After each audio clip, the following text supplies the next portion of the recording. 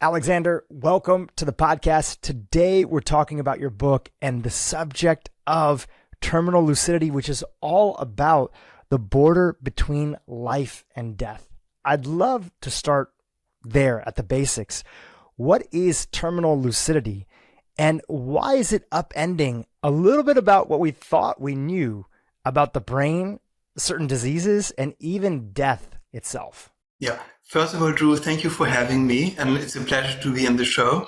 Well, the question, what is terminal lucidity, or TL for short, it's an open question. The phenomenon has been described for centuries, if not longer, in every culture and everywhere, and it refers to the phenomenon that doctors, nurses, caregivers observe that patients who have been severely cognitively impaired, in other words, they do have dementia or brain tumors or strokes, so a whole variety of brain damage.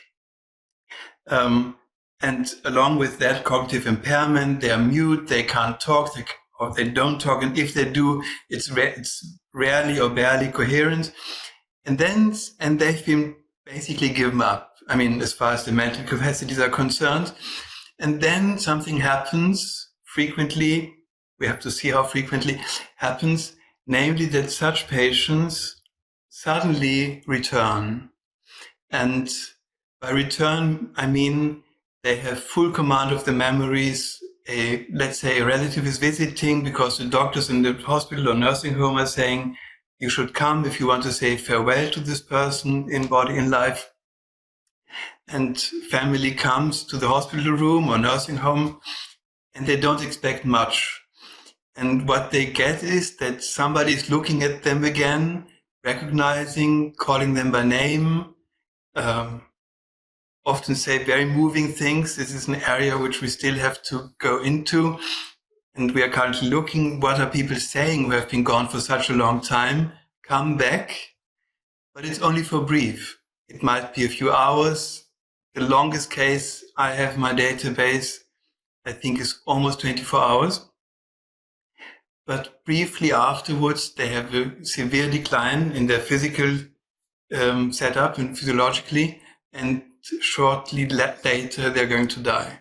So this is terminal, near the end of life, and lucidity, suddenly, it's a wonderful comeback of the pre-morbid person, pre-morbid being before the illness struck. You know, you have so many beautiful stories in your book, both throughout history of different things you've gathered and some more recent stories. Can you share a story with us to take this idea of TL, terminal lucidity, and personalize it based on a story that you've collected? Oh my God, there are so many beautiful stories. Let's say, I think one case I found especially moving, namely, it was about an elderly lady in Switzerland. So our first sample came from Europe, mainly German-speaking countries, from Switzerland. So there was this lady in Switzerland, and she had dementia. And her husband of many, many years, many decades, visited her, I think, almost daily. And the family gathered every Sunday in the nursing home, not rather to see the lady who was having severe dementia, but to meet the grandfather and be with him and support him. Yeah, and he was sitting there. And one day, on one Sunday, the family came, and the grandfather was already in the room. And when they entered the door, they saw that the two were talking, and they just didn't believe their eyes, no? And when they came closer, they saw that thick tears were running down his face, yeah? And he was holding her hand, saying, I love you. And she said, I love you. And then she turned to the family and called them by name, yeah? To her grandchildren, her daughter, and so on. And she gave some advice on what to do when she's gone. So there was not only awareness of being back again, but also awareness of being not there for very long, perhaps, no? And Well, but the family didn't know what to do, so they stayed there because such a, it's hard to describe, but perhaps you can touch the density of such a moment, no? And then she grew tired and she fell asleep. And they stayed around for longer, not saying much, just being utterly bewildered after 24 months of being really gone. Somebody's coming back, no? And when they are about to leave, they go down the nursing home floor, and the husband, her husband, was holding hands with his daughters, and then he wanted to return and kiss his wife once again, And it turned out to be the last time, because the very night the lady died, And you find such stories again and again and again, It's so powerful, and I'm so thankful that you wrote this book. We have the link to it in the show notes. I highly recommend everyone check it out. Thank you. And the book is really bringing up, and your work and your research, which it is a summary of, is really bringing up some important questions. And those questions really stack on top of something you shared earlier. You said, we are still learning a lot about terminal lucidity and what TL is and what it isn't. But at least right now, these questions are giving us some glimmers of hope. As you started to go down this pathway, and you have some of your own experiences in this space too, what do you think some of the important questions are that the average person who's watching here today, the people that are interested in dying better, being there for their loved ones towards the end, and also questions that it brings up about potentially afterlife, mysticism, spiritual beliefs maybe that people have.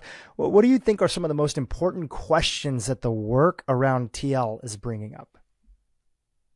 Well, you named some of these questions. I must say, yesterday night I flew from London back to Vienna, to my home where my family and me are living.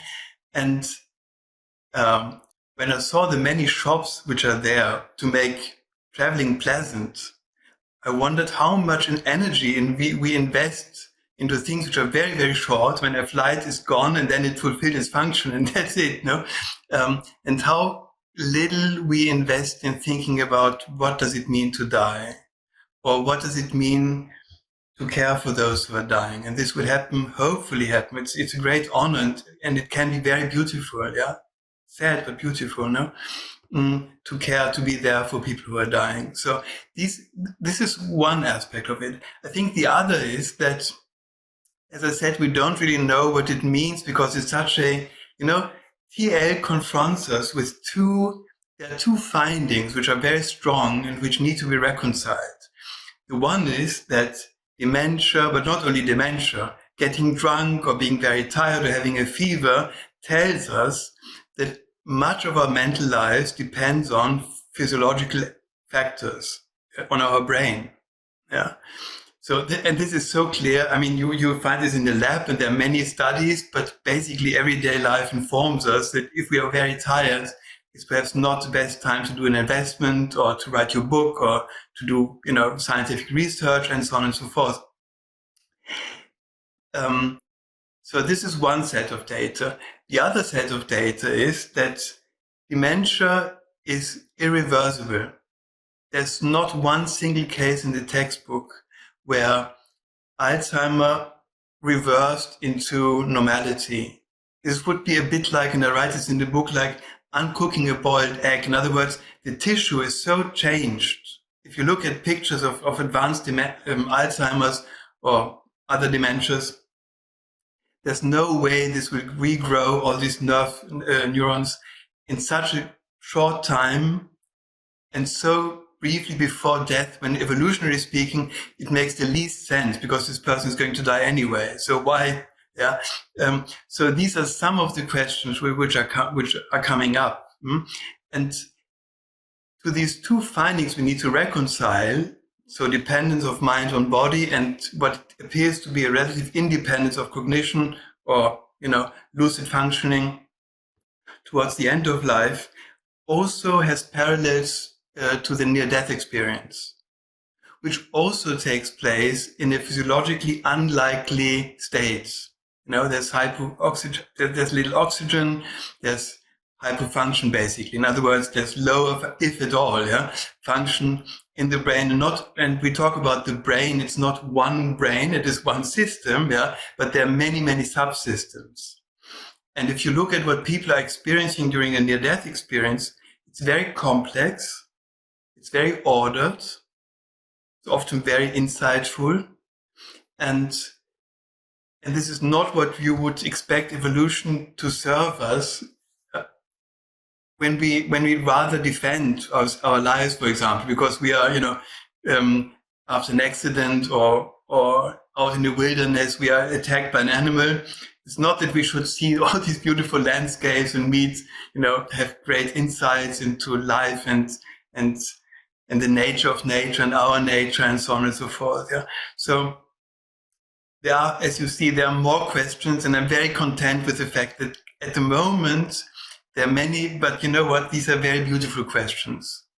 And the fact that we are asking these questions already leads us to a door, and whether you're a believer or not, but behind this door, there's even more beauty. Yeah, at least that's also, and I say this with a certain authority, not because I want to push my belief systems, and they're totally irrelevant, but I'm just echoing what our informants, our study participants are telling us. Yeah. So I'm merely in this regard, I'm merely a postcard, but the nice thing about this is it's a postcard written with very beautiful text on it. Yeah. That's well said. To kind of summarize a little bit of what we've talked about so far to set up the next question is that you have patients, often patients with severe cognitive impairment, advanced dementia, something going on where they are no longer themselves. And dementia is actually one of the scariest diseases on different polls and surveys that is done, because anybody who is aging, which is us all, right? But you start to really think about age, especially, 40, 50, 60 and beyond. You start to pay attention and say that, wow, it would be very scary to forget who I am, to forget who my loved ones are, to forget who the people are around me, and not have a sense of self, not have a sense of control or that sort of thing. So already, that's scary. So now you have patients that are towards the end of life that are suffering from some deep cognitive impairment like dementia, and then have lost themselves, for layman's terms, and for a brief moment appear back almost as if they are them old self, or as if they are their old self, engaging with loved ones, talking, memories coming up, hearing music, some beautiful stories there that I'll ask you about later on, and having such clarity of mind. And that brings up the topic that in traditional medicine, they would look at that and say, that's not possible, or that's a fluke. Maybe the family didn't remember it well. Maybe the incident, maybe the person just had some moment of psychosis or something like that. And yet you've assembled so many instances of this, not just recent, but throughout history, that it begs the question that actually something bigger is going on. And maybe we don't fully understand it, but there are parts that we understand. So tell us, you said that there's a lot of beautiful questions that these experiences of TL can make us ask. People have been asking these questions for a long time. Talk to us about some of the earliest documented written history of people encountering individuals that have gone through TL. Yeah, but may I just add another thing? Please. The question of memory. In our surveys, we only accepted cases which took place within 12 months upon completion of the questionnaire, because memory, if families are telling stories, the stories usually get beautiful with every telling, and that, we all know this, how it happens, and that's fine. It's good to tell a good story. And our culture has so very little to say about death and dying, which is encouraging or hopeful. Yeah. So therefore, all these embellishments we try to middle away, so to speak. Yeah, you corrected for it in the surveys and your research. Yeah. And another thing, a few of my correspondents, we did the surveys, and the surveys in the beginning, they were only about numbers. And then the daughter of the case cited, quoted earlier on there, wrote to me and said, I have to tell you what happened. And it's behind and beyond the numbers. And then she told me the story I just told you. Yeah. And so therefore I began to, if they allowed and if they wanted to, it's not typical in research, but we are humans next to being researchers. So I said, and whatever you want to ask me, even though I don't have the questions, at least you will know that I at least try to understand what you're talking about. Yeah. And so some of these people sent me videos. They had their iPhone next to the patient, yeah, and it was a certified, Alzheimer's diagnosis, and in Switzerland, which is very high tech when it comes to medicine, or Germany or Austria, and then around the world. So these were proper diagnoses. And we do have, so to speak, real-time evidence, because we don't only have to rely on the words of the witnesses, and we know witnessing can be a tricky business. Our memory is not far from perfect, but the iPhone, at least, we have some, and I have some videos where one dementia patient is quoting. So these were two writers, and this quote is as if to console his wife and future widow. He quoted poetry they both shared when they were younger and then freshly in love and so on. Yeah. And not only was it like, rehearsing verbal memory from early on. And he said, and I dedicate this to you today because do you remember? Can you imagine a dementia patient asking his wife, do you remember something? Yeah. So do you remember? And yeah, so it's not only that we not only have to rely on the witnesses. Yeah. Absolutely. And even if I've got, I don't know how many cases now, because it's growing every day or almost every week, but maybe 300 or so. Yeah. It's a bit like, the near-death experience in the beginning in the 1970s, when Raymond Moody came up with it, with the term, not with the experience, because suddenly never have so many people been resuscitated than with the advance of medicine in mid-70s. And of course, therefore, more returned, and therefore more had to say something about what it is like to return. And they, in the beginning, you have to read the scientific journals, and they are to be forgiven. I'm not blaming anyone. Yeah, it's a very unlikely, STL is very unlikely. Yeah, it's a very unlikely occurrence, but it does occur. Now we know better. Yeah. And I think the same will be true for TL, though I must say that there has been very little skepticism within our scientific community. On the contrary, I've been invited to Bethesda, to the NIA, the National Institute on Aging, where we had a special research workshop, expert workshop on TL and so on. So it's been taken up fairly quickly, I must say. Now I forgot your question, but this I wanted to do some footnotes.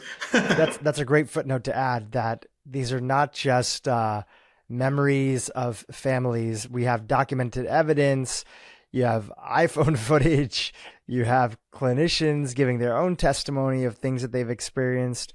So the proof is in the pudding, as we say here. Yes, in America. And if you compare this to the near-death experience, for the near-death experience, it's a first-person perspective. In other words, I experience. Sure. And you have to return, and then you have to remember correctly, and you have to be truthful and honest. And then, so the evidence on the face of it is slightly weaker, because with TL, you have third-person witnesses. It only functions if there's somebody around witnessing, or maybe even filming, that the patient makes a return. You get the point, yeah? So like from the viewpoint of theory of science, if you want, it's much more reliable if you have many witnesses, rather than one person claiming I saw or experienced this and that. Yeah. Yeah. So what I was asking you is that this is all possible regarding terminal lucidity because of our modern day and age. We have all this documented evidence, as you've highlighted and your team have gathered. And this isn't a new phenomenon. People have been talking about this for quite some time. What are some of the earliest citations around TL that you've come across?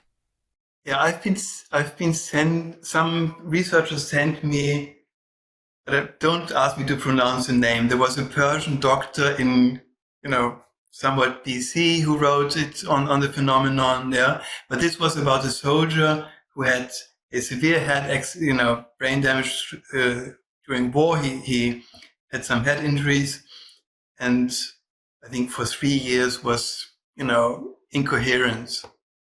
And then briefly before death, he returned to normality, if you want. Yeah.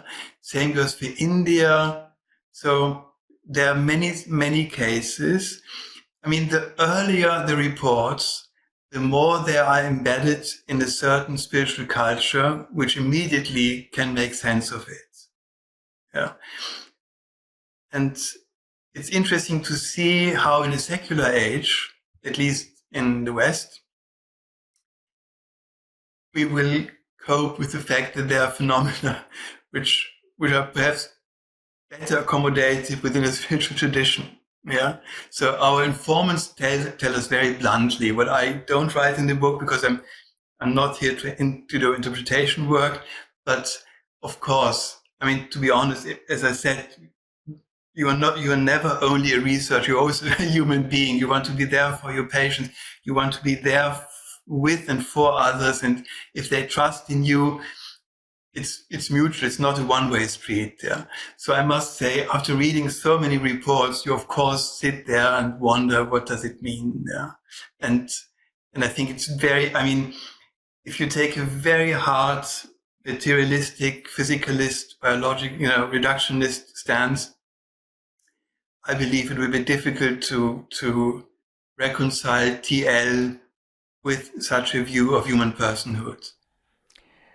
In your book, you write about a colleague of yours who is somebody that joined us on our podcast previously, Bruce Grayson, and his great work around near-death experiences and really what near-death experiences can tell us about this life and beyond, which is very adjacent to the work that you are doing with TL.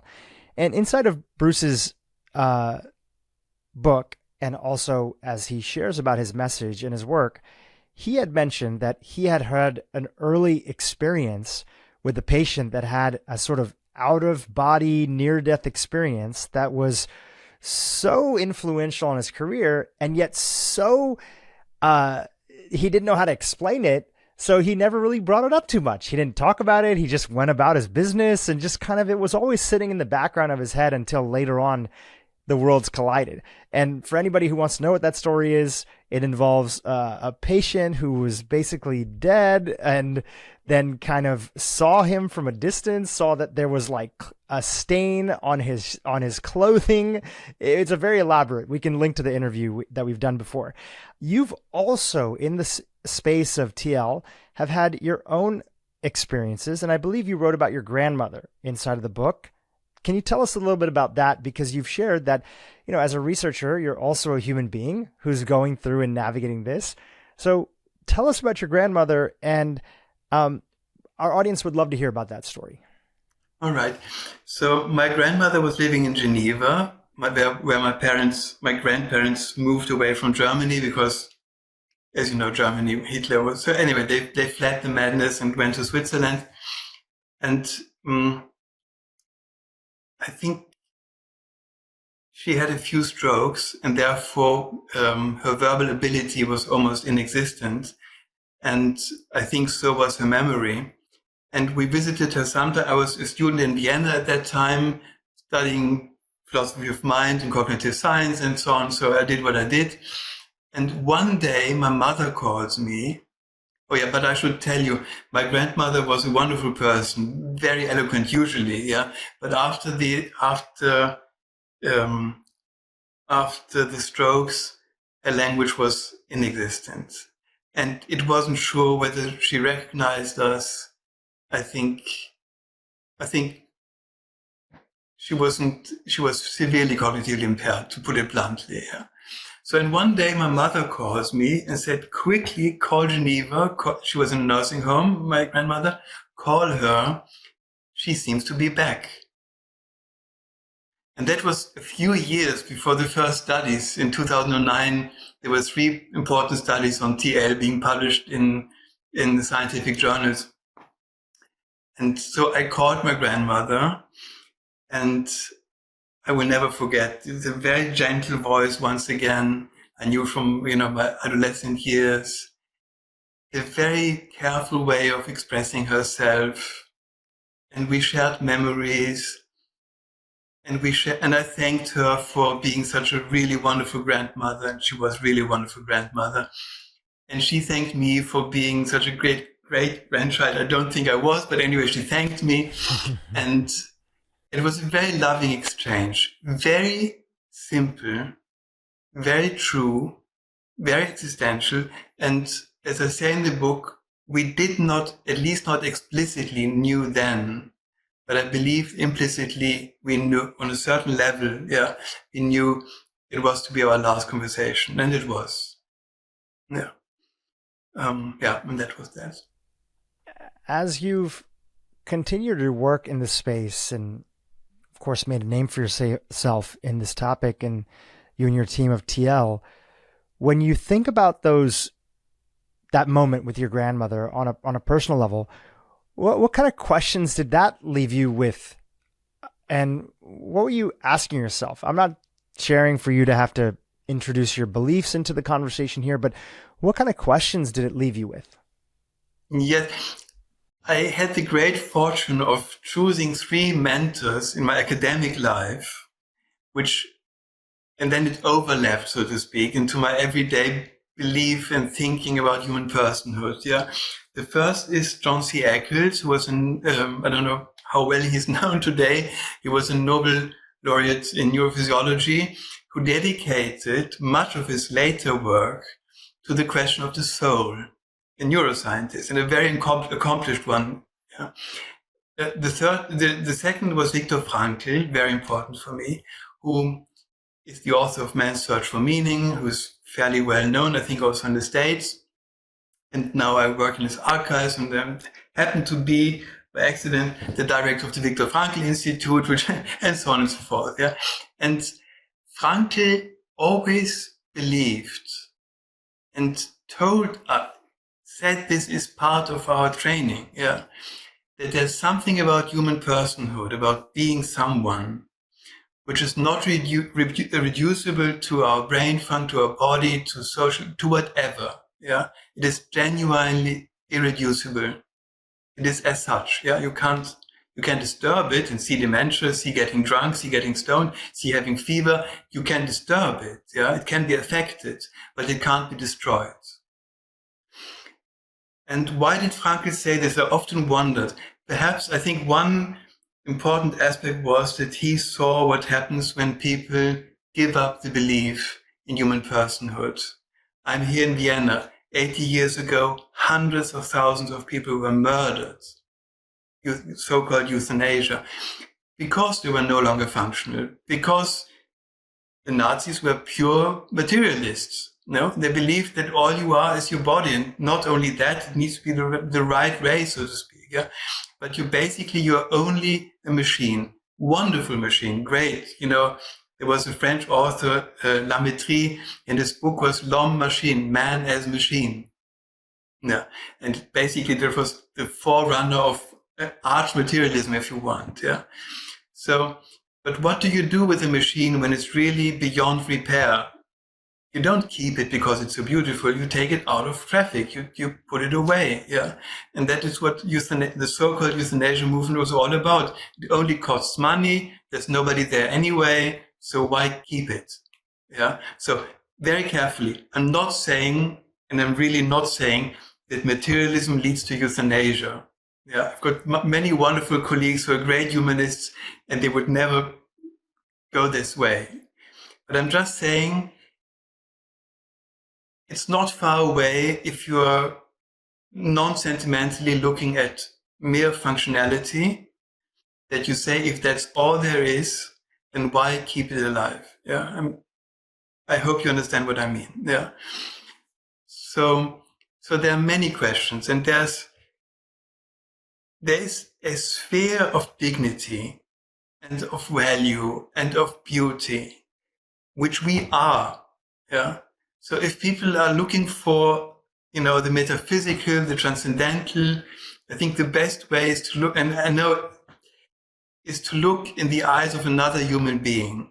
And what you find, and actually almost every living entity. And if you look and if you connect, you see that there's more to it than mere biology, mere physiology, and so on. And I think that was true forever, and always true. But TL underscores this, underlines this, and tells us, look, and not only do you see it when you look into another person's eye, because perhaps you need your caritas, your love, your kindness, your benevolence, to see the enormous fact that there's an I and there's a Tao, so to speak. Yeah. But in TL, it comes forth not through love, but, the other great moment in life is death and dying. Yeah. And it suddenly confronts us with this. Yeah. So, and I mentioned two teachers. Now I should mention the third, Elisabeth Kübler-Ross, who was, of course, the mother of death studies. Yeah. So, colleague of Raymond Moody, who wrote the book on life after life, the near-death experience. She was a psychiatrist, and I think she's also fairly well known all over the place.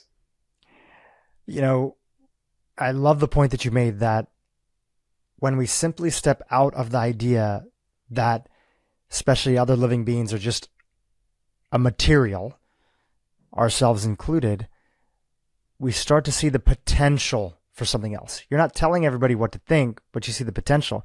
This just goes back to the deeper understanding, I would argue, of, the law of conservation of energy. Energy is never created nor destroyed. It's just simply transferred, right? And only converted from one energy source to another energy source. So the materialist view on that would be, okay, great. A person was alive. It's a combination of cells, neurons, a beating heart, this, that, atoms that are moving in a particular way. And then once those internal organ systems in the brain, etc., cannot function at their capacity or are overtaken by disease or illness and cease to function, then that system is no longer whole. And all of a sudden, that body will return to the earth, will become ashes, will be consumed by worms, whatever. And the deeper meaning of it is that, hey, there's some spark that's there that even if temporarily seems that it's gone, and is also so much bigger than the brain, which you kind of talked about before. Our brain is so much bigger than just the idea of our brain. There's our mind. That's kind of our entire body. And we may not know what that spark is, but if we thought that spark had disappeared and all of a sudden makes a last glimpse back, then maybe there's something much more that we don't see. And that's what I was feeling when I read your book. I've shared my beliefs about spirituality on this podcast previously, or at least some of the questions that I tend to lean towards. But there's some aspect of even stepping into the possibility, not even saying that that's 100% true, where I find that when I talk about it, and I shared a few friends that I was gearing up to interview you last week, and I noticed that there was a sense of comfort that left them with, because there was some feeling of maybe life is much bigger than what we know, and also a little glimmer of hope, which is a term that you like to talk about a lot, that maybe there's the hope that even if we don't understand it, the energy inside us lives on in some capacity. Those were just some of the conversations that I had. So that's not exactly a question for you. That was more just a statement that I was saying based off of me sharing with folks. But do you have any comment on it? Yeah, perhaps the following. The fact that we are conscious, that we are made of the same matter, which has been around before there was even life. Yeah. And the idea of that the complex reshuffling of that many molecules would give rise to life is beautiful. That it would give rise to something utterly different like consciousness, is even within the scientific community, an unsolved riddle. We just don't know. How do you get mind out of matter? Yeah. Now, skip the how. Just ask the question, do we get mind out of matter? Yeah. How likely is it? And just for the record, it needs to be told again and again. If people tell us or themselves that there's something called, or to be called, scientific materialism, it is not, because it's an ism, it's an ideology, it's a philosophy. Yeah. And philosophy is that the structure, the nature of nature has to be material. But who said, that's pure philosophy, because the idealist like Berkeley will tell you, well, look at what you believe is matter is what you perceive of matter. So perception comes first, and then you have idealism, everything is mind. Yeah.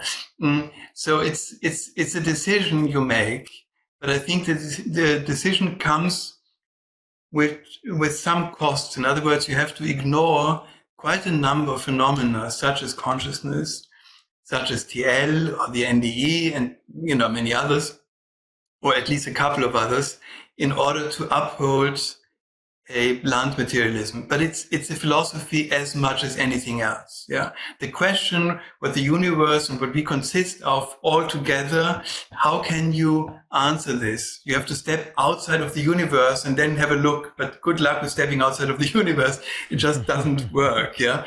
And another point is more methodological, but I think important, and maybe it's easy to grasp. What do we do in science? We measure. And if you want to measure something, you need material measurement devices. And of course, with such a device, you only capture material properties and material things. But it doesn't mean that there are only material things, because you're only looking for them. You see? So if I describe my room and only say I look at the tables and the books, it will be a description, but it will be fairly incomplete. And that's the point, like the dualist who believes that there's a soul and a body, and both are, you can't reduce one to the other, or the idealist who tells the materialist, basically you have it backwards, it's all upside down. In the mind is everything, and within the mind you believe that there's matter because it feels tangible, but the feeling is in your mind and not out there, so to speak.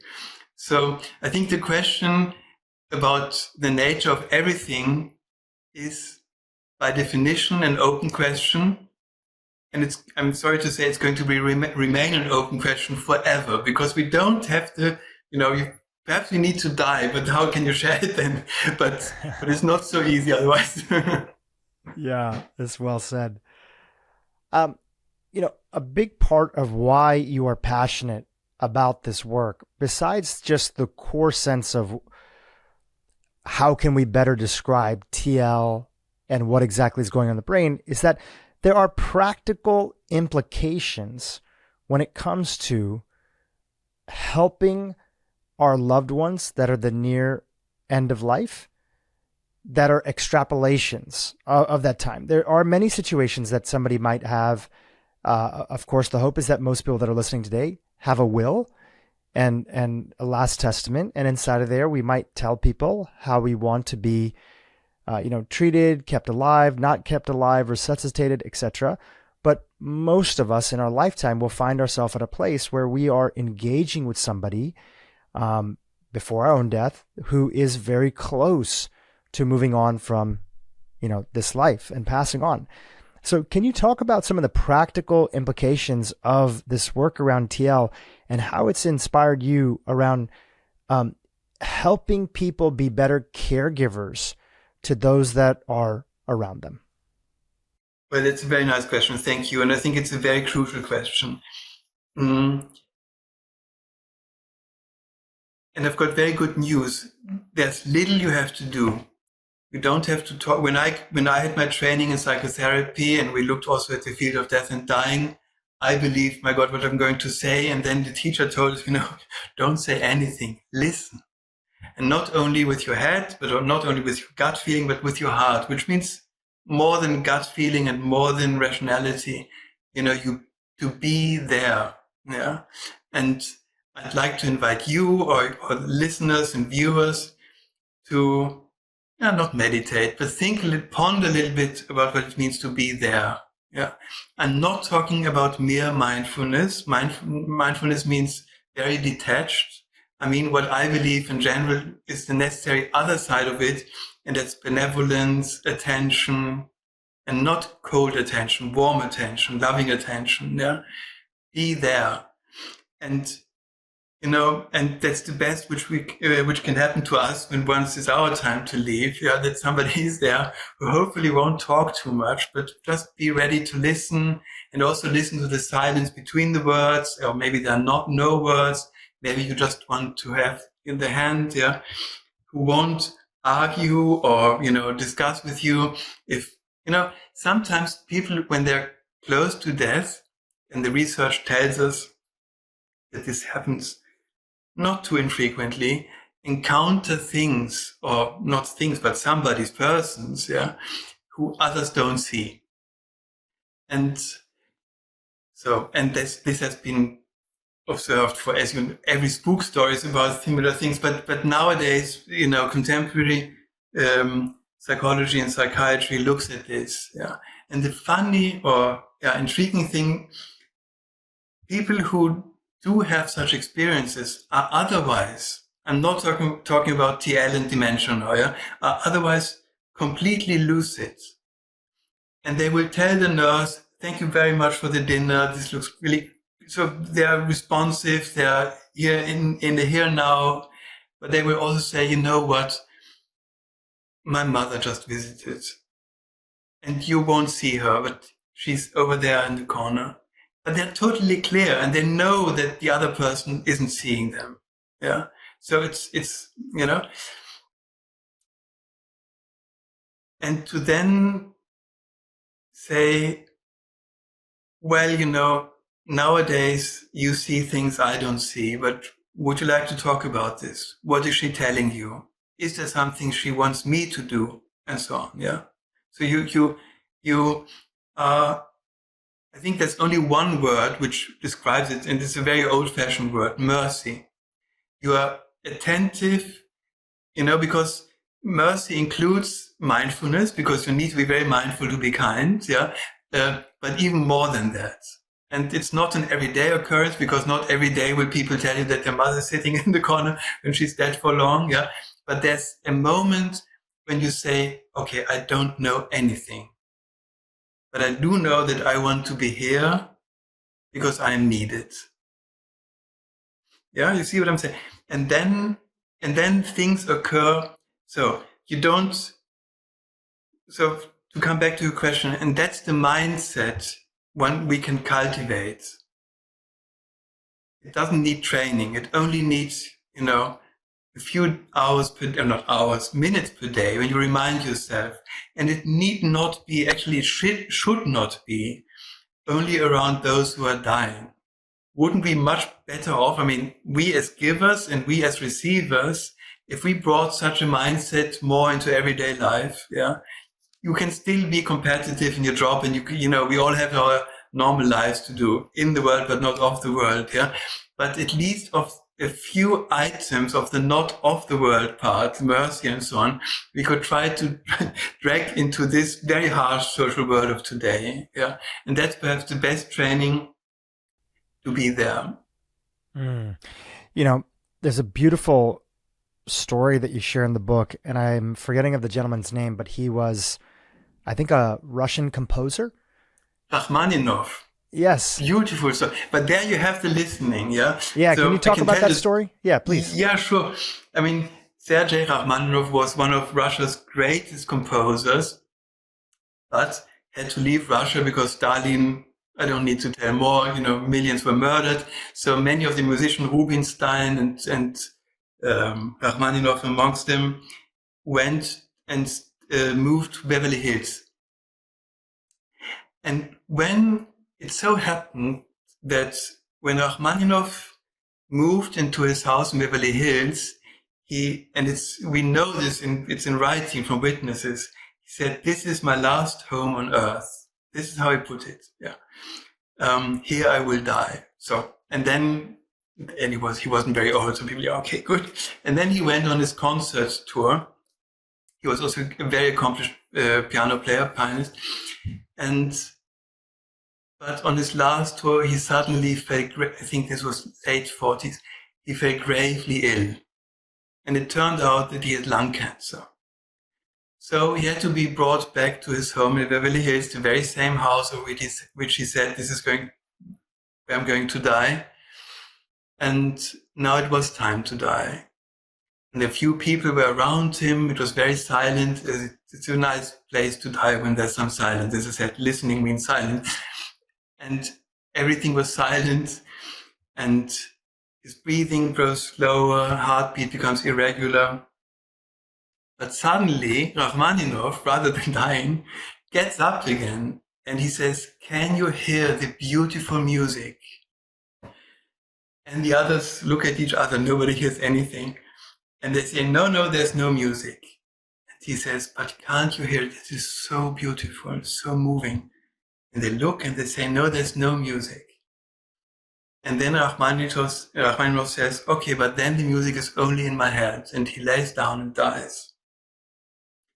Now I tell this story because it's beautiful on the one hand, but there's a lesson. What would it have cost those around him? Rather than insisting that there's no music there, to ask him, what kind of music are you hearing? He is one of Russia's greatest composers dying. And on his deathbed, he's saying, I'm hearing a beautiful melody. And he was a very harsh critic of bad melodies. So it must have been something. Yeah, I'm hearing and he's moved and he's bathing in it, so to speak. Yeah. And nobody asked him, what are you hearing? Whistle it to us, because maybe that would have been the last great piece. So this is a very important lesson, I think. Yeah. It's such a reminder of also going back to that word mercy, having been around multiple people at the moment of their passing, both fortunately and unfortunately, close family members, individuals diagnosed with, cancer, terminal cancer, being by their bedside, my beautiful aunt who worked with me, but also having the ability to be there with my grandparents on my mom's side.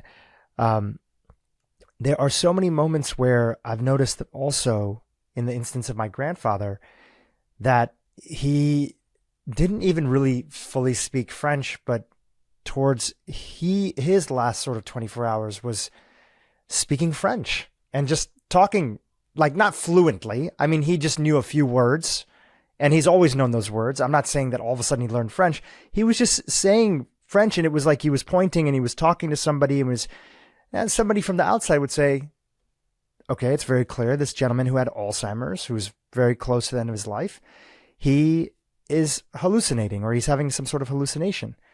And in that moment, I didn't do anything because I wasn't sure what to do. I was there with my grandmother and I was there with my younger sister. But we just went by his side and we just sat next to him. We would just pet his arm to let him know that we were here, right? Not interrupting, not saying like, what are you doing? And just that reminder that we were there. And when he was kind of done, he kind of looked in our direction and had a little moment, but then kind of went back. And there are also other moments where somebody who is very, in a terminal state, I've seen, might be a little fearful, aggressive, worrisome. I've had moments where friends have talked about being nearby their grandparents who were sort of accusing family members of stealing something from them or somebody's going to take something from them. Any suggestions of, even in that moment, what's the best way to comfort people? Does it just go back to the core aspect? It's not like he's having some moment of of terminal lucidity. Somebody might even be aggressive or regrettive, or they might be accusatory or other things. I guess this all just calls for just more mercy in these moments. That is so beautiful. Thank you very much for saying this. Well, there are a few things I need to say. Number one, it does happen there's something called, the other side of terminal lucidity is terminal delirium, and it's not nice. Yeah. And it does happen.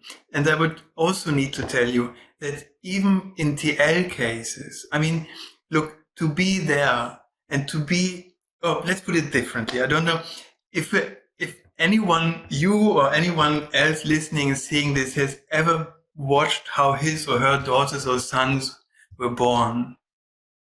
You see that something extra, what do I need to say? It's a mystery to become that person. So somebody's occurring, somebody's emerging, something enormously beautiful is happening. But look at the biology of it. Yeah. It's not, they're not bathing in light and beauty. Yeah. But something is happening within nature. And if all was so easy, then we wouldn't even need mercy, we only would need gratitude. Yeah. So mercy means that nature is offering something remarkable, maybe even remarkably beautiful. But you have to open not only these eyes, but you have to open the eyes of your heart, or however you call it. Yeah. Atman, whatever you call it. Yeah. You have to open these eyes to see it. But once you see it, you cannot undo seeing it. Yeah. It is there and it stares you in the face. And I think, so this is number one. Let's compare birth and death. They are fairly similar. Yeah. Even in the TL cases, if there might be beautiful births and still there might be blood, there might be vomiting, there might be so many other things which are not beautiful. Yeah. And each of it would be incomplete if we didn't tell the other side of it. Yeah. Mind and body, brain and soul. I mean, there's a lot of duality in this at least in this universe, how we see it. Yeah. And this is the first thing. The second thing is, if it happens, it happens. And I know this sounds a bit too simplistic, but it's very complex and beautiful at the same time. If it happens, it happens. Yeah. Be there. Your role, our role remains exactly the same. It's how we respond. But what is in front of our eyes is in front of our eyes. But then we perhaps add another tone or another glance or another laugh, which is unspoken or spoken, into it.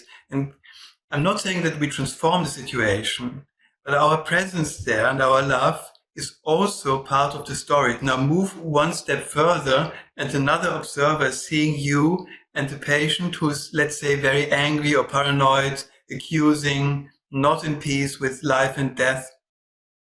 But you are there adding your unspoken or spoken mercy and kindness, and you see the situation is much bigger than what you see because you're part of it. Yeah. Once again, we wouldn't need to step outside of the universe to understand everything and forget it. So we are in it and let's do the best with it. Yeah.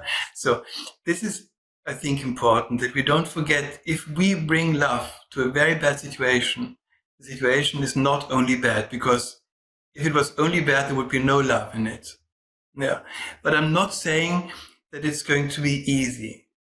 It's not easy, but it's the same with life. I mean, life can be so beautiful that you want to kneel down and thank. And it can be so ugly and painful, and there's hunger while we're talking, people die of hunger. So it's always both. Yeah. And when there's need, we are needed. And the more we can address the need, the more are we needed. Yeah? And since I also study philosophy, I digress, but I think it all comes to a unified picture, if we allow me.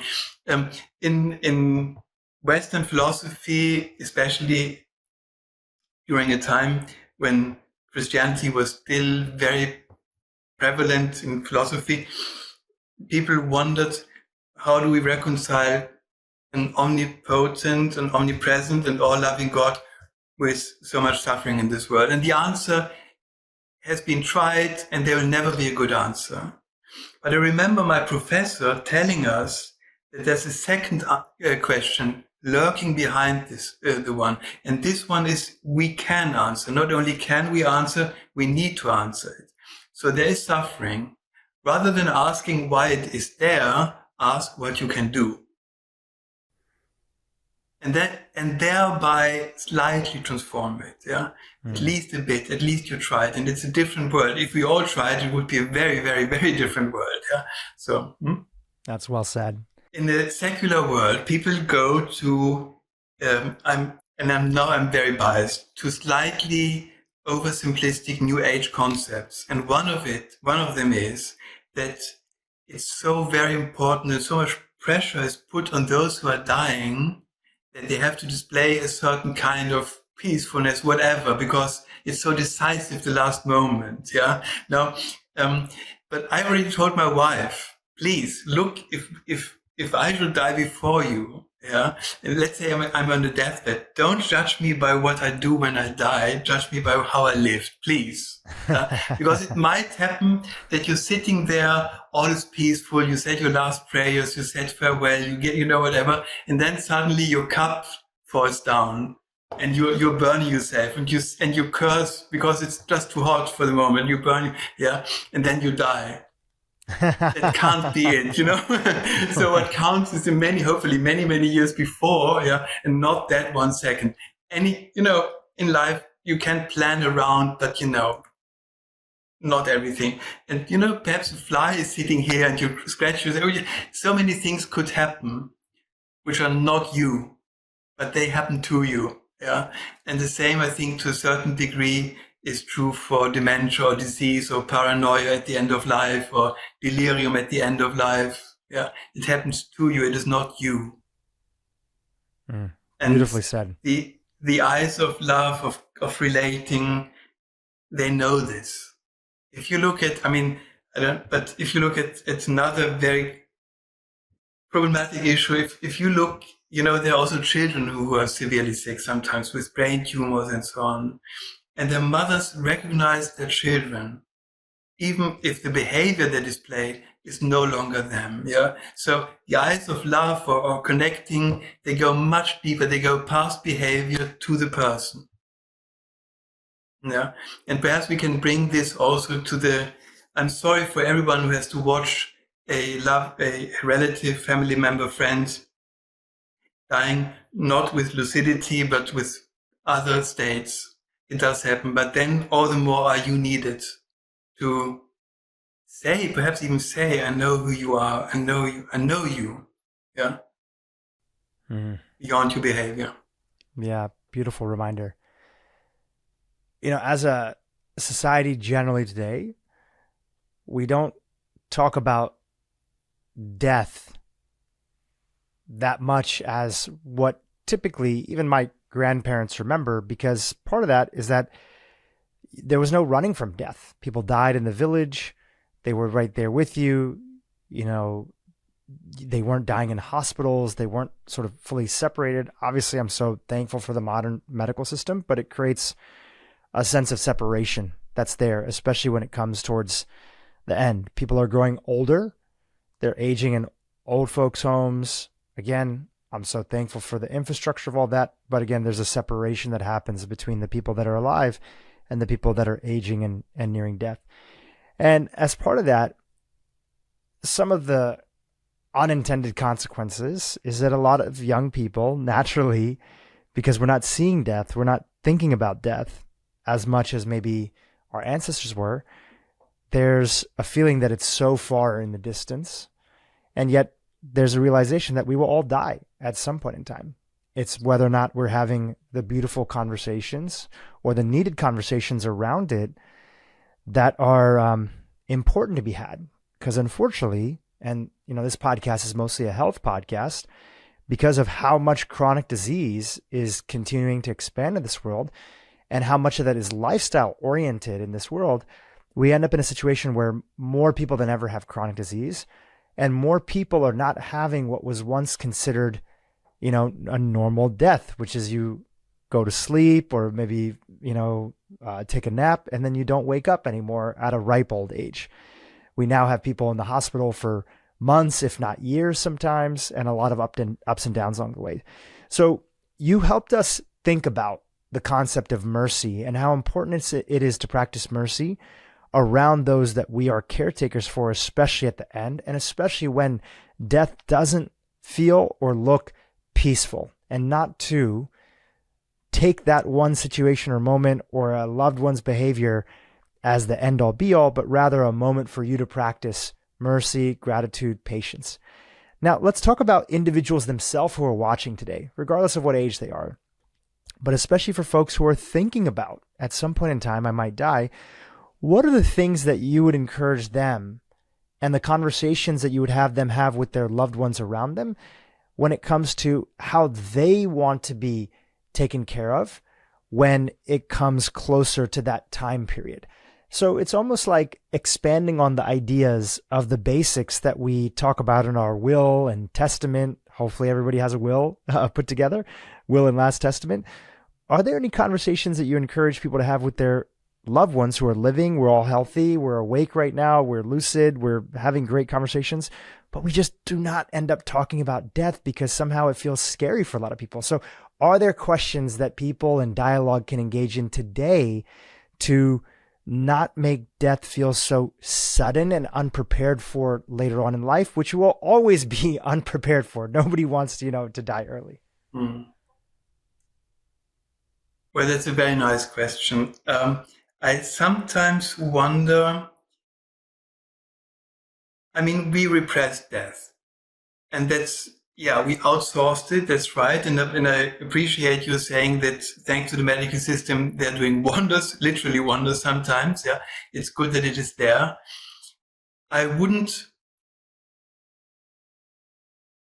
There are some things which happen on their own. So I wouldn't enforce anyone or encourage anyone to, sit down today and let's talk about death and dying, or even about my or your death and dying. But if you feel, if we reconnect to our heart, and why do I say heart? Because, between head and gut is a certain source of wisdom. And in almost every tradition, from Greece to the Hebrew Bible to the New Testament to anywhere and everywhere, the heart is known to be the source of conscience, or however you call it. Yeah. So from time to time, it will perhaps nudge you, prime you, call you to talk about this. And if we then don't do it, it's not a good idea. But it's also not a good idea to do it because I heard on this podcast we should talk about that. So if time is coming, if it's the right time, it might be after a beautiful concert, or if you're reading a book with your spouse. My wife and me sometimes read together. Maybe the topic comes up, and then make a brief step back from the book and into our life again, and say what I told you about the cup when it's my time to go. Yeah, I needed to find a good place and time to say this without sounding very awkward, and then or I must say, this is very personal, and I think a podcast is the least place to hide something very personal, but nonetheless I will say it. My will is 60% is on practical issues, but the other half is who I need to ask for forgiveness, who I need to ask to say thank you. I try to do this very often in everyday life, to say thank you to my teachers, because you never know, or to others.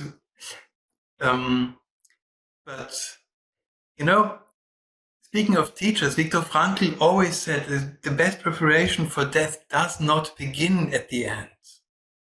It begins perhaps not when we are born, but as soon as death awareness sets in, which is about teenage years, it becomes really clear that it's an irreversible event which will affect everyone.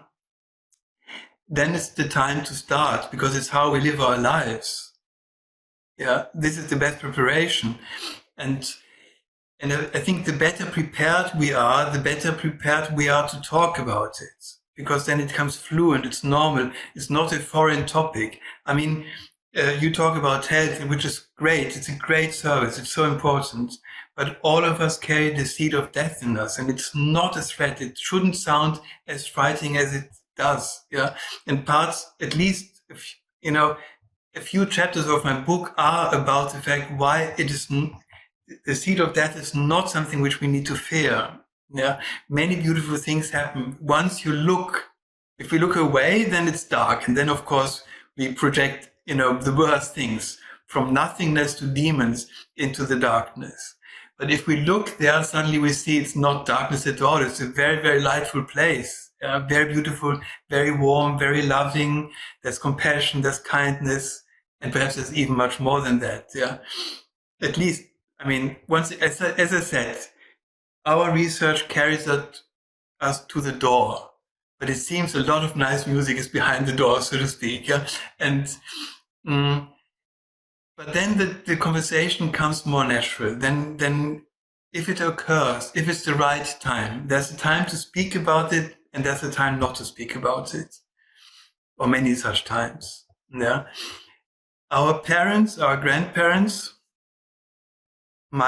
depends on also on which tradition they grew out, they feel familiar and at home.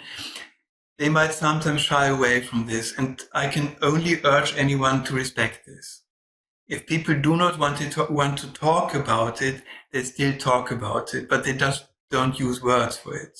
Yeah, and maybe at the end it will be one glance with a parent which will say it all. Yeah. So no pressure. When it comes to death and dying, we can't do, especially if we are the ones who are dying, we can't do anything wrong. It's fine. It's the one place in this world where you don't need to pretend. There's no impression management. There's no pressure. That's why I said, don't listen to the books which tell you the very moment of death is so extremely important. It is important because something is happening to you, but not because what you are doing. Whether you do it or not, we don't do dying, so to speak. We are carried away. It's not whether you scream or whether you smile, it's your journey and it's fine.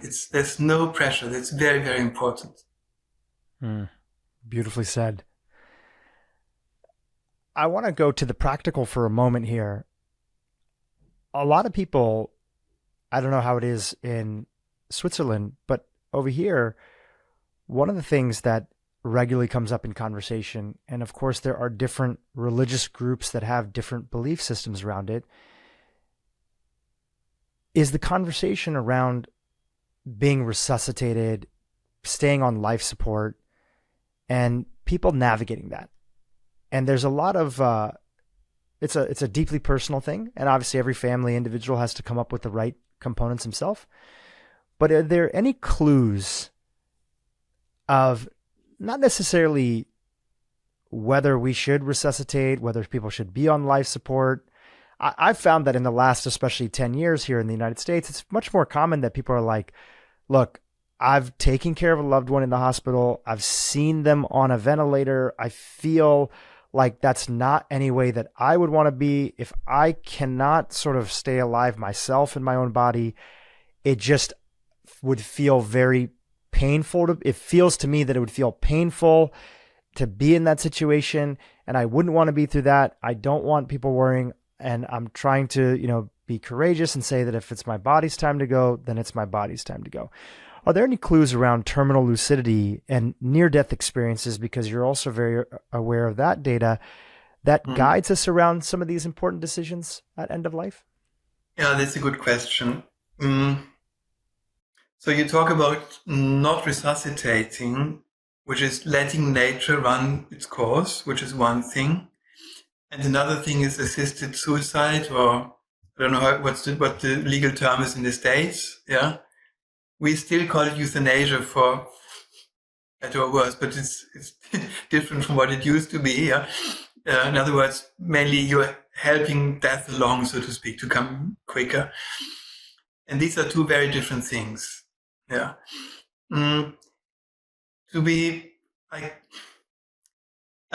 It's such a difficult question that I will rather cop out and tell you that I believe that, or let me say that much. If the idea behind it all is that there's no hope for this one patient, I must say that my work taught me better. Yeah. I mean, hope is always needed when everything looks very bleak. Otherwise, you wouldn't need to hope. You would just expect something good to happen. Yeah. So this is one answer. The second answer is once again, I speak from a European perspective. What we observed here is mass killing of those who were sometimes not very ill, but just out of the norm, so to speak. Yeah, and they cost society a lot. So I mean, that happens, and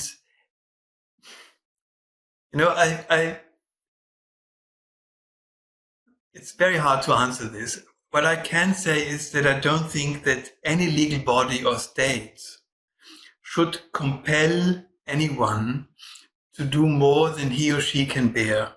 In other words, even though I personally don't think, given what I seem to know about what it means to be a human person, what it means to be alive, what it means that suffering is part of being human, that's life.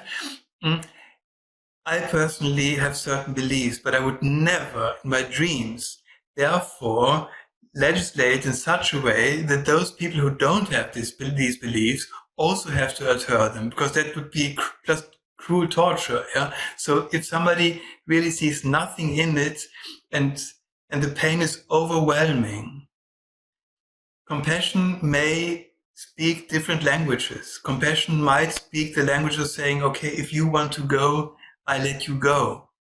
You see? Yeah, we cannot project our beliefs on other people, and that if we recognize an individual, as a human being who might be, in the case of euthanasia and assisted suicide, this might be somebody who typically it's a patient who's under such extreme distress that they feel personally that being alive is so difficult for them. Again, these are hotly debated areas, and I by no means is the person to hold the conversation, but largely I think as people start to realize that these individuals are not just these cases are not extremely prevalent, but they do exist, right? And so if an individual is saying that they can no longer bear the pain of something and wants some medical assistance to go through that process, which of course, for those that are in the US, where most of my audience is, that is largely illegal to assist somebody in the process of it. I think Oregon State is the only state that's here. And then a lot of people end up going to, who are in extreme distress and fit the situation, they end up going to Europe to certain clinics that specialize in this whole topic. But what I'm hearing from you is that if that person who is in extreme distress and truly feels that their day-to-day is so difficult that, if they decide that they want to go, then we have to honor that right as that individual. Is that what I'm hearing from you? Yes, I mean that's clear, because who am I to decide about the life of others? But look, the point is that here in Switzerland, by the way, I'm in Austria. Switzerland is sorry about that. But no. I made it because I talk a lot about Swiss cases. I'm also Swiss, but so anyway. But there's a sort of death tourism to Switzerland because it's legal there, and my point is different. If people are truly suffering, then, they are suffering and they need help.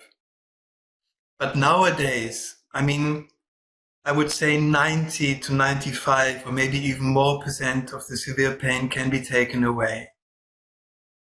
There's another pain, and there are some studies. I'm not an expert on this, and it's not a topic I'm not making a cause because I'm so biased, but I just want to tell you, there are some studies. People have another pain. It's the pain of the soul, to have the idea that I'm a burden to my family. I only cost money. Got it. It's not worthwhile. Maybe I have 6 months. So why have these 6 months if we can take a shortcut? Yeah, understood. No, that is. Then I must say, oh no, please not let money decide, or the idea to feel unwanted. And this is why but this is another aspect.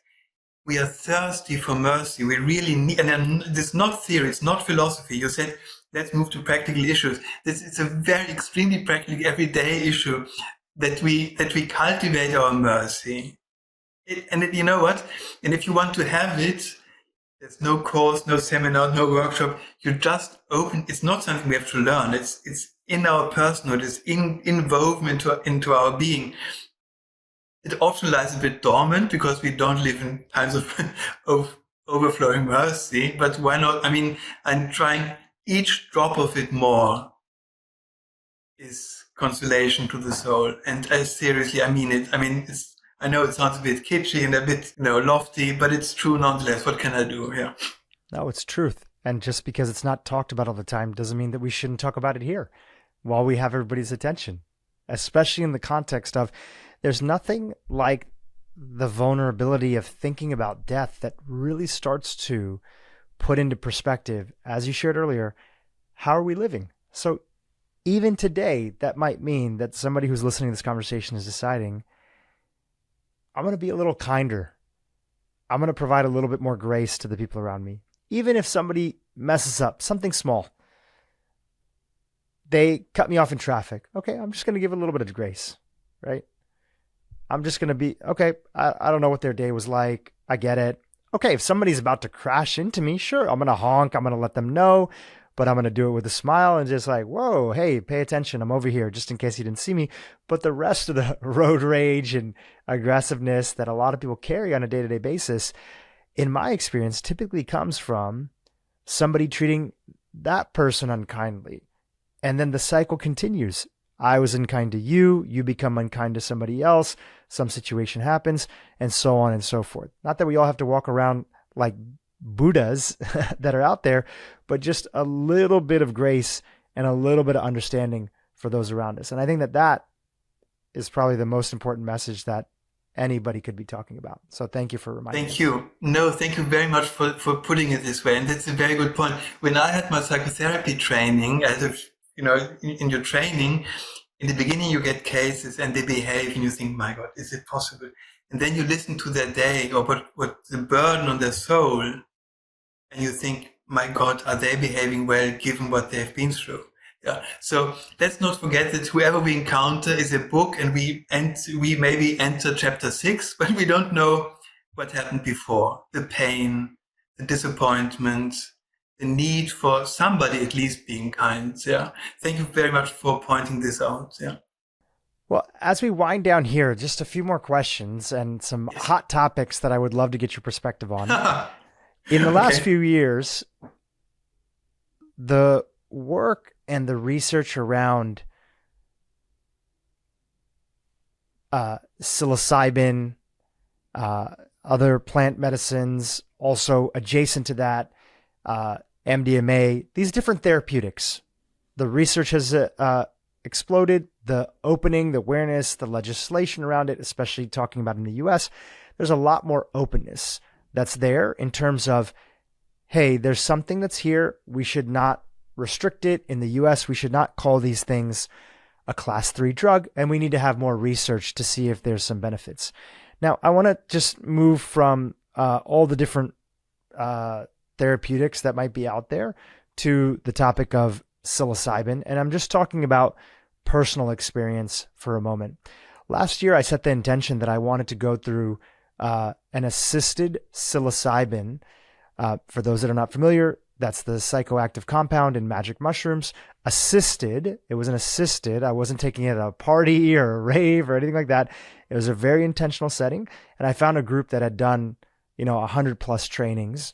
And I was talking about it with my family, with my wife, and my parents, my wife, my brother-in-law, they all said that they were quite interested in it too. And, we had not really had any experience with it before. None of us smoke marijuana, anything else like that. Not putting them in the same category, but there's not a lot of experience with those drugs as some people might see them, or medicine as other people might see them. So we had early in this year, we had our assisted experience. It was in Hawaii. It was a 4-day retreat. There was a lot of support. It was a group that was well trained in this process.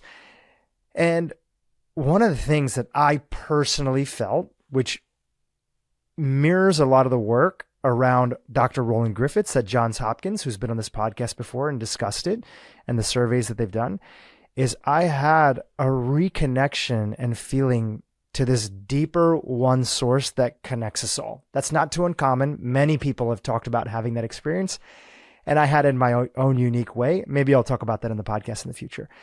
I felt in that moment this sense of being reminded, and I say reminded because I grew up in a very spiritual tradition, being reminded of just how interconnected we all are, and also this recognition and this sense of at least a little bit of a glimpse of death is not something to be so afraid of.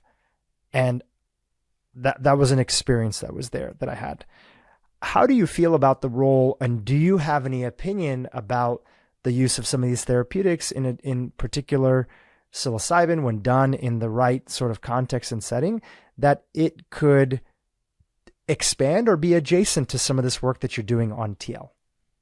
Well, good question. I mean, it's an interesting, I think it's very important if one wants to do it, as you say, to do it in a proper setting and not just pop it and take it, yeah, and then be surprised, utterly unprepared. Once again, as I told you, I've been at the airport yesterday night, and given how much people take care of, having enough food on the airplane, whatever, and then some people take such psychoactive substances as if it was nothing, and they are really going deep inside or deep outside, or maybe it's all the same and all one, as you say.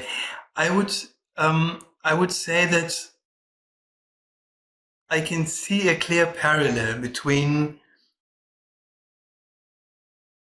sometimes people, when they take such substances, seem to open up, and they sometimes seem to enter a space which is more than just pure subjective. In other words, it seems to be there. I'm not saying out there, I'm not saying in there, because once you're in such a state, there's no in and out anyway.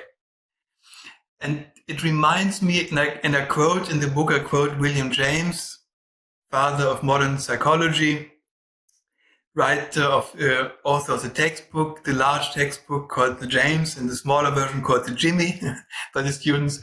And he took laughing gas, we say nitrous oxide, and had these deep, deep insights, which I also quote this in the book. Then he thought, and this is so, and I understand Hegel, the philosopher, was saying that everything is Geist, mind. And he said, I have to write it down when it happens. So he wrote down and the text. I quote a poem in my book. It's beautiful nonsense in a certain way. But, he says, so maybe I was not only intoxicated, but maybe I was in such a wonderful state that even this strange poem made sense. In other words, it's not that I wrote nonsense, it's only that now in an everyday mindset, I can't decipher the beauty of, even a letter like I or A or R, whatever. Yeah. So you see, we do have microscopes to see the small things, but where's the scope to see the things which are between the lines, the silence between the words, the space between two breathing in, breathing out, yeah, and that all of it is part of one wonderful artwork, or however you call it, yeah, and this is the interesting thing is that those near-death experiencers who had both a psychedelic experience and an NDE say, it seems to me I was entering the same space, but with very different vehicles. Yeah. So I could go a bit further, at least I know specifically, because we did a study, I also quote this in the book, with about 657, I believe, near-death experiences, to see how this connects to TL. Another topic, but to come to this one now, at least 5 or so had both. And they said, once again, it seemed to me that I could go further away, not away, there's no space in no space, but, I could go deeper, once again, the spatial metaphor, when near death. But nonetheless, it seems to be a similar space or state people are entering. Yeah. And those who have 3 experience, namely meditation, psychedelics, and the NDE, say it's not even a space somewhere else. It's a state in which you can tune in if you meditate or pray or contemplate, or if you're really into music, and especially some types of classical music, especially, or maybe Indian other music, you can enter into this. And there's so much about this space, state, whatever it is, that there's even a theory which might be able to accommodate the paradox between brain-mind dependency during life and what seems to be very independence near death.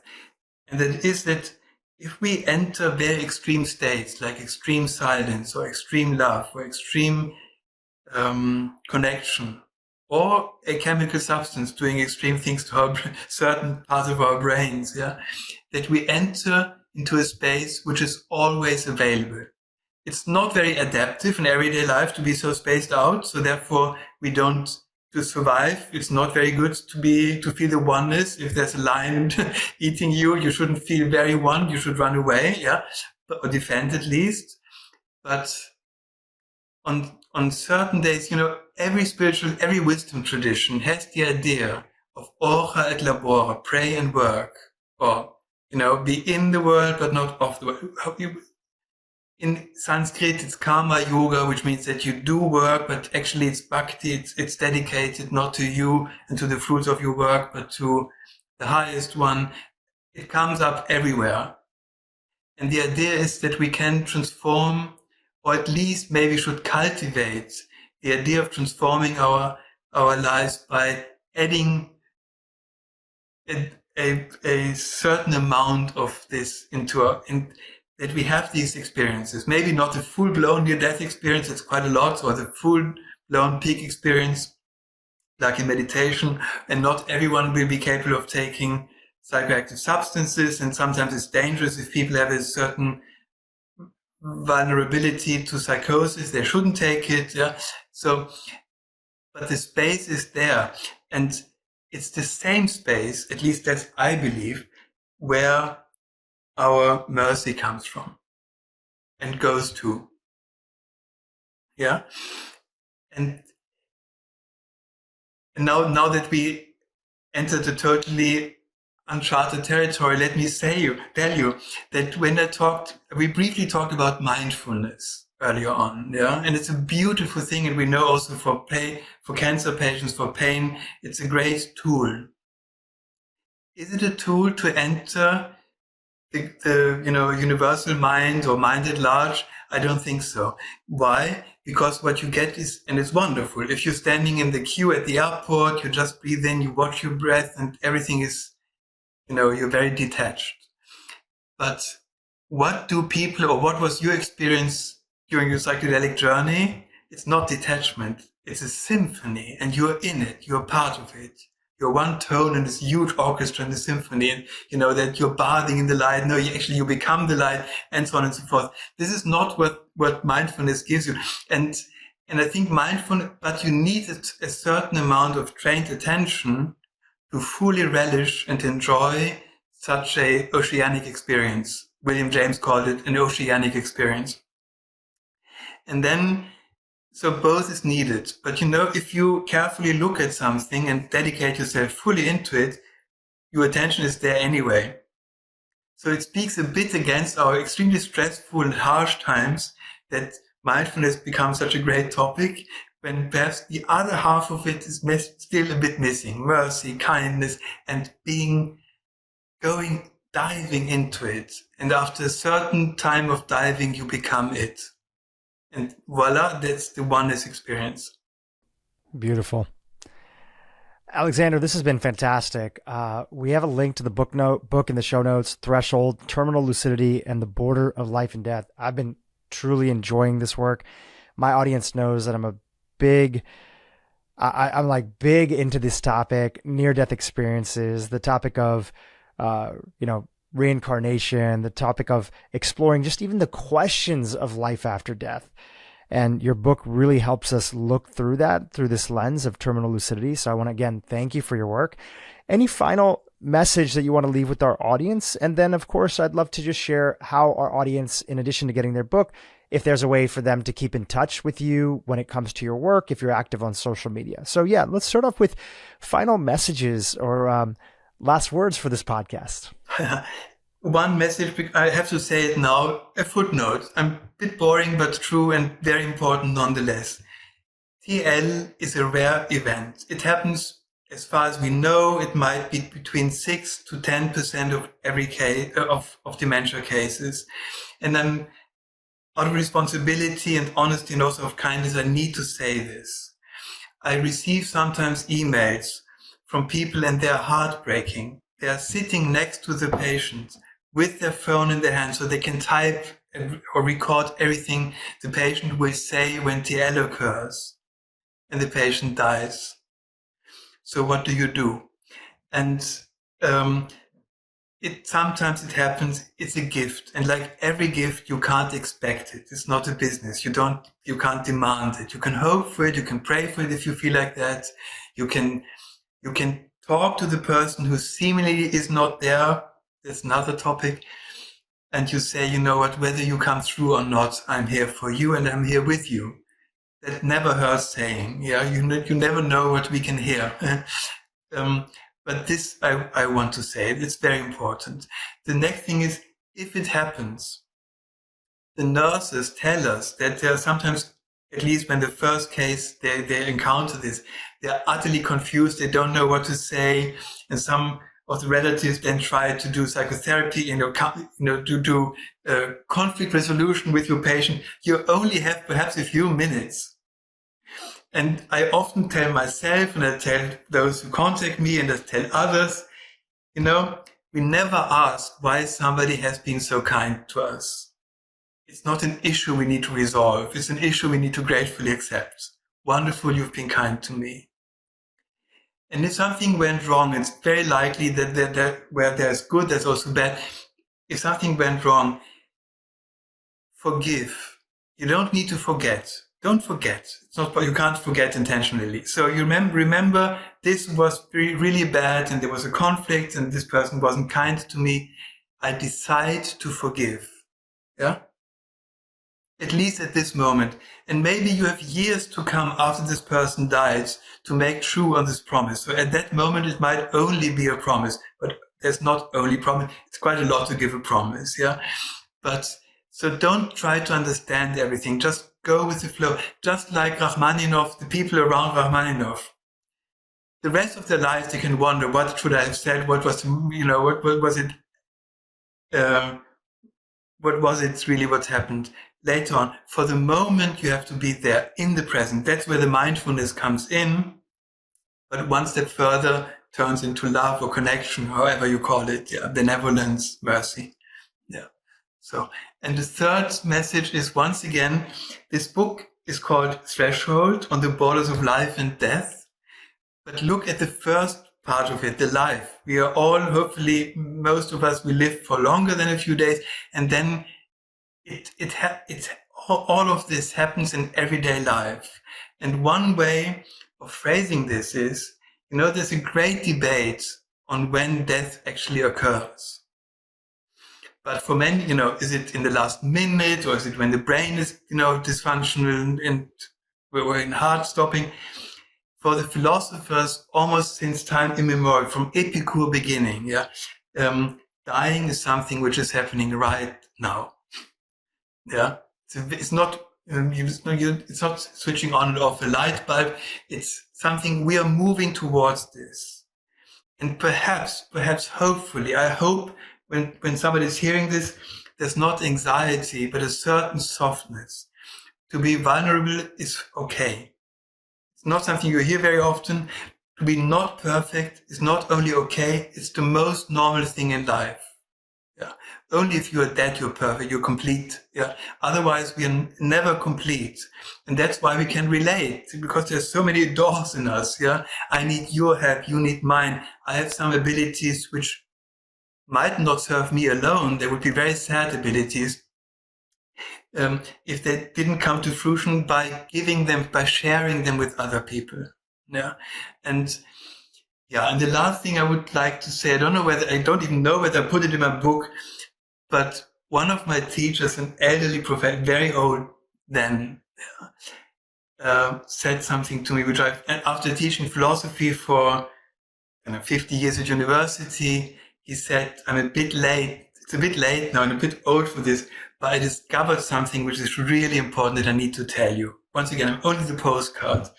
And of course, if somebody who's over 80 tells you that he's discovered discovered something which is very important, you listen. And he said, I found out that life is not a problem to be solved. It's a mystery to be lived and to be filled with meaning and kindness. And isn't that beautiful? I mean, and you don't need to become 86 or 87 to find out. Maybe a teacher can tell you, or somebody can tell you, I learned this. It's a very valuable lesson, I believe. And such seemingly tiny things can transform a whole life. Yeah. Beautiful. Alexander, thank you for helping us weave through the zigs and zags, the up and down, the beauty and the pain that comes with this mystery called life. And I want to honor you for your work and for coming on this podcast to tell us about your new book. Thank you again. Thank you for having me, and thank you for a wonderful conversation. I really enjoyed it. Thank you. Hey, YouTube, if you enjoyed what you just saw, keep watching for more great content on how to improve your brain and your life. The mind is that part of you that thinks and perceives and feels and makes decisions and so forth. And we usually think that the mind is simply what the brain does, that all our thoughts and